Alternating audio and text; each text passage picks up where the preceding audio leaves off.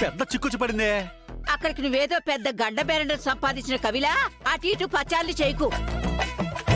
మేం మాత్రం ఆలోచించట్లేదా? చించారు సరే, ఒక్కరైనా సరైన సలహా ఇచ్చారా? లేదు, చించుతూనే ఉన్నారు. ఇందులో బుర్ర బద్దలు కొట్టుకోవాల్సింది ఏమీ లేదన్నయ్యా. నువ్వు పెద్ద మేధావైనట్టు చెప్తున్నావు. కాస్త ఆగండి అన్నయ్య. ఏమండి, నిజంగా కిషోర్ గారు వచ్చి పద్మకి క్షమాపణలు చెప్తే మొండిపట్టు వదిలిపెట్టేస్తుందా? కిషోర్ అన్నయ్య వచ్చి అక్క కాళ్ళ మీద పడి క్షమాపణ చెప్పడానికి ఒప్పుకుంటాడంటారా?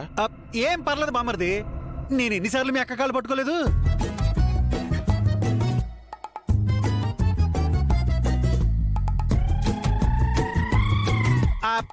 అంటే నేను చెప్పొచ్చేది ఏంటంటే, వసుదేవుడు అంతటి వాడి గాడిద కాళ్ళు పట్టుకున్నాడు కదా, మా ఆవిడని కూడా మీరు అలాగే అనుకోండి అంటున్నాను. బావగారు, అంటే నేను మీ చెల్లెల్ని గార్ధవంతో పోల్చట్లేదు బావగారు. దాన్ని మీరందరూ అర్థిస్తే తప్ప అది అలకబెట్టట్లేదు. వేరే దారి లేదనే కదా నేను చెప్తున్నాను.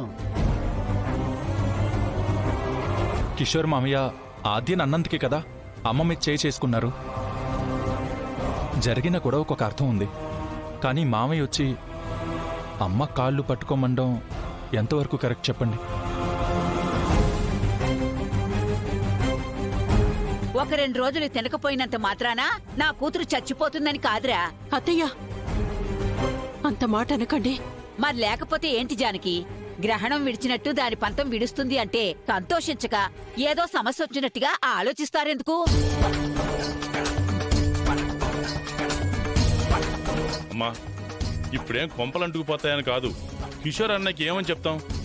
వచ్చి మా అక్క కాళ్ళు పట్టుకోమంటే ఎలా ఉంటుంది? మాట్లాడడానికైనా కొంచెం ఉండాలి కదా. నాకైతే పద్మావతిని అడిగిన దాంట్లో పెద్ద తప్పేం అనిపించట్లేదు.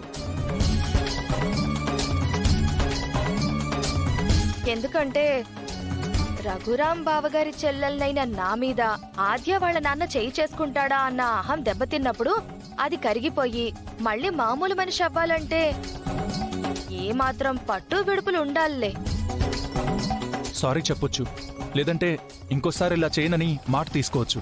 కానీ మరి ఇలా అంటే ఆద్య కిషోర్ గారిని అడగడానికి వెళ్ళింది కదా, ఏమవుతుందో చూద్దాం.